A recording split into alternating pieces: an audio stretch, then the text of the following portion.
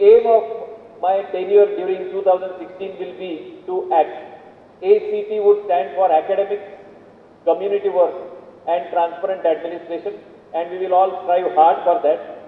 I will just share you one small little story of, people who were constructing a temple. There was a person who was passing by, and there were 3 laborers who were working and constructing the temple. And the fellow who was passing by, the passenger, he asked the first fellow, laborer, "What are you doing?" He said, "What to do? I am just hitting the stones and cutting the stones to make the temple." He was frustrated guy. The second one he asked, "What are you doing?" The fellow says, "What to do? I have to earn my living and feed my children and my wife. That is why I am working." And the fellow who is passing by asked the third person, "What are you doing?" He says, "See, I am building a temple where a statue of the God will be placed later on. So I am doing a very, very holy work." This attitude of the third person is the attitude which is expected from the resident, from the practitioner, and even from the president of the IAP of 2016.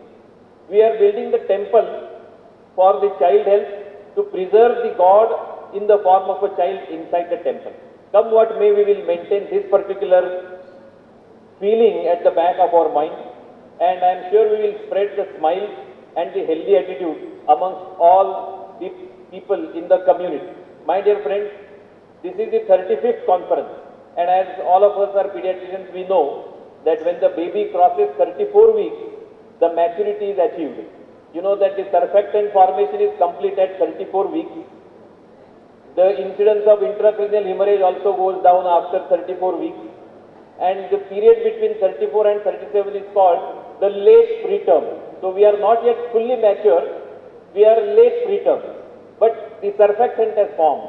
And I am assuring you that if Dr. Jog here is able to play the role of a surfactant in bringing down the surface tension which is prevailing right now, I will be more than happy to bring down the surface tension.